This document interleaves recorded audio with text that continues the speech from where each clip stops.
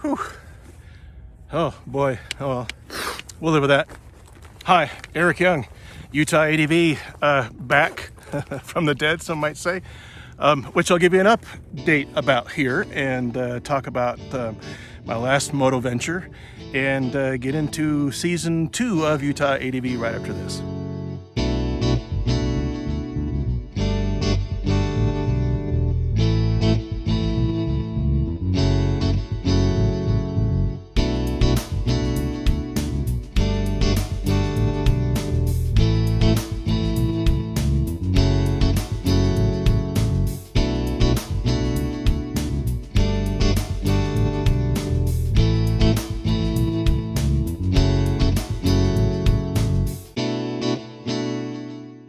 "44 degrees today up on the bench here in Bountiful. I'm out for a ride because I think these days might be a little on the short-lived side as far as the weather goes, but I do have my hot wired gear on to keep me warm, and it's nice and toasty here today. Thanks for watching, and thanks for hanging in there with me. Our last episode with the ride I had with Addie and I was very hopeful at the time. So let me kind of bring you up to date as to where we're at. I think I mentioned at that time that I'm in remission. Last April, after 2 chemo treatments, I went into remission. 14 chemo transfusions later, I'm still here fighting the fight. In fact, at this point, I feel better than I ever have been, and probably better than I ever will as well. I think we're kind of hitting a peak, which is a good thing, really, because it's enabled me to do a lot of things that I've been wanting to do as far as that bucket list is concerned. If you don't know, and just tuning in, last February, 10 months ago, I was diagnosed with mantle cell lymphoma, stage 4. It's an incurable cancer of the lymphocytes, of my white blood cells. And as a result of that, my body starts to break down. And since there is no cure, there's really no surgery or anything like that can be done that would eradicate it. It's in my bloodstream. But the chemotherapy that I've been on seems to have put it at rest for a while. The problem with that, the only problem with that is when I get out of remission, there's not a whole lot more that can be done for this cancer. So we're trying to make the best of it. Someday is one day, that day is today, one day is someday is one day. Talked about 2 episodes ago. Well, here we are, we're still here, for which I am very, very grateful. And I'm very grateful to you and all of your support, your comments on the UTADV page, and your words of encouragement have helped me out along the way. So that being the case, I've decided to start season 2 of UTADV. And we're going to make a little bit of a transition, and I'll tell you about that here in just a minute. But first, I want to get into the last ride that I did, the last serious ride that I did. It was a ride intended to go from Bountiful here to the north rim of the Grand Canyon. For this ride, I had a riding companion, what we call a walk-on friend, Brian Elefritz, who we met through a Triumph Tiger group on Facebook, and then we rode in California for a bit, and we've become close friends. And Brian came out from California to join me on this ride, and I decided to take a little different route. I need to kind of stick to hard surfaces now because I'm losing strength in my arms and in my legs. One of the side effects of my chemo is that it affects my tendons. And those are pretty important to keep your muscles attached to your bones so you can keep your motorcycle upright. So he came along, and it was nice to have somebody along the way as well, just in case we needed to make some corrective actions as we go. The way we decided to go would take us over through Huntington Canyon, one of my favorite places to go. And usually we go up Fairview Canyon off of we go Highway 89 to Fairview and then up Fairview Canyon, which is a great motorcycle ride. Over the top of that and down Huntington Canyon. But I've never been up Schofield to see Schofield Reservoir. So we took Highway 6 a little further, almost to Price, and then we turned right onto Highway, I can't remember that thing. I want to say 91, but I'm probably wrong there. I'll correct it right here. And we rode that road all the way up past the mines that are up there, and past the reservoir, and all the way up to the top. Now, this is a little while ago, and at those elevations above 9,000 feet, fall was starting then. And honestly, I've never seen colors like what we had experienced on this entire ride. It was absolutely spectacular. And if this is the fall, the last fall would have fall to go out on, right? I mean, it was just mind-blowingly beautiful. And the pictures here really don't go through and give it much justice. Just to say that our optic nerves were saturated with Technicolor as we were making that ride. I'm goosebumpy even talking about it now. So we made it over the top, almost 10,000 feet, and down Huntington Canyon, one of my favorite places to go. I took Brian there last summer when he joined us on another camp out as well.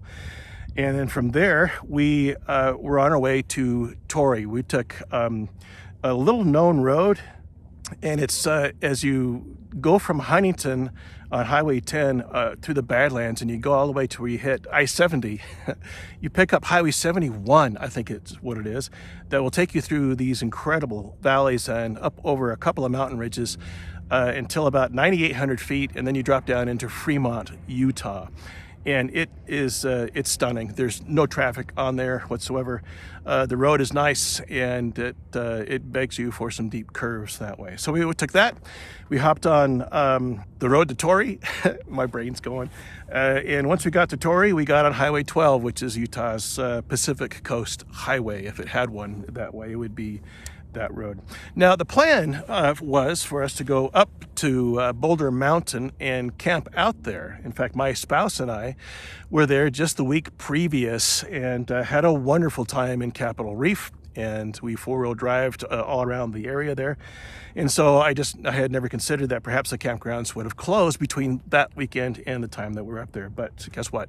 They were closed. So we thought we'd make our way down into Boulder and eat at Hell's Backbone restaurant there and grab a room there to see and kick back and enjoy that incredible area. And it was weird because everything was booked up that late in the season. In fact, we were beyond the season, and yet there was still no place for us to crash. It was too cold for us to be camping, hence the campgrounds being closed.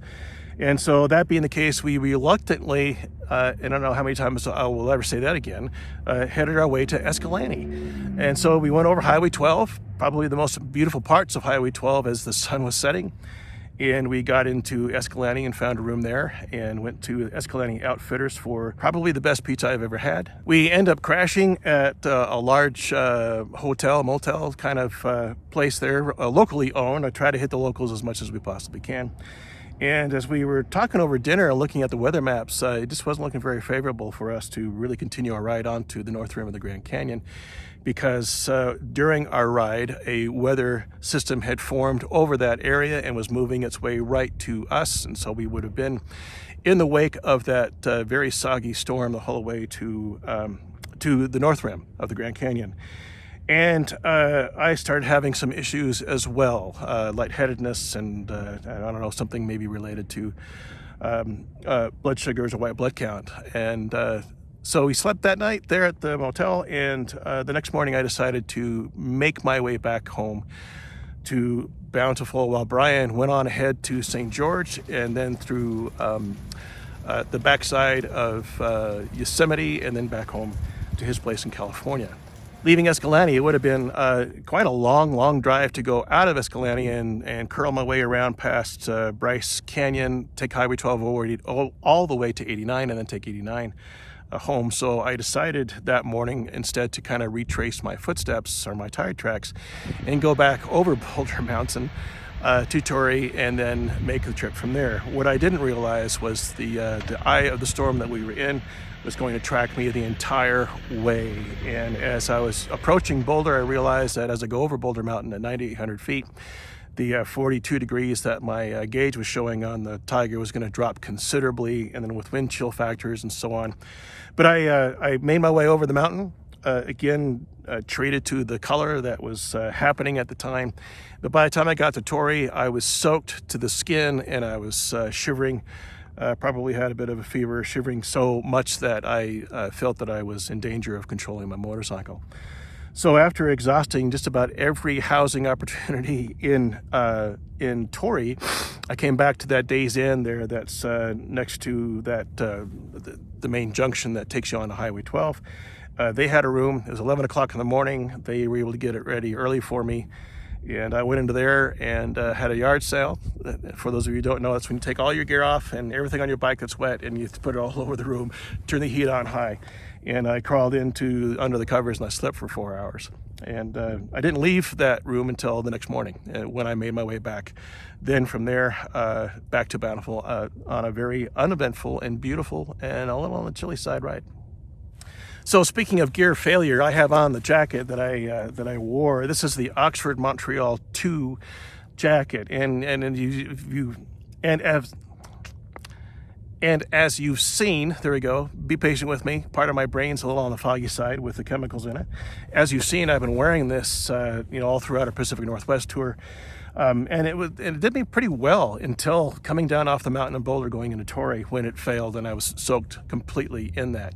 And the jacket itself is starting to wear. There's Velcro that's coming unsewn on a lot of the zippers and places where it really needs to critically attach that way. So it's a great jacket value-wise, but I'll be lucky to get... I think this is probably its last riding season, and I'll look for something that's going to go through and do a better job at keeping me warm.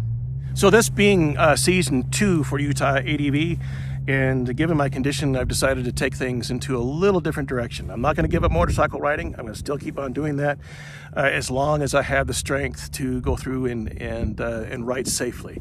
That strength is leaving me pretty quickly, and so I've been working on an alternative. Keep in mind that this is still about adventure, right? But instead of 2 wheels, I'm going to do it on 4 wheels. So on the day that I actually received the phone call about the biopsy from the tumors that are growing in my colon, can you say colon on YouTube? I think you can. When I got the news that I had mantle cell lymphoma, I was sitting behind the wheel of this because I liquidated all of our previous overland rigs, and at this point we wanted something that could tow our trailer and yet get us off-road at the same time. So during the 6 months of chemo, and one of the reasons why you never got a video from me was because I was working on transforming this 2015 Chevrolet Tahoe into the white Rhino. And that's where season 2 is going to take you on UTADV. It'll be more the adventures on a four-wheel drive platform, more so than on the Tiger. And like I said, I'm not going to give up the bike. This is in my blood. And this is something I just can't walk away from just yet. So we'll still have some adventures that way, probably come springtime even more so. So thank you for hanging in there with me. Thank you for your support, for your moral support and what I've been going through. I'm hoping that you take some kind of inspiration from this as well, knowing that, we're going to press on through this. And hopefully I will continue to have the strength to do another season here with you.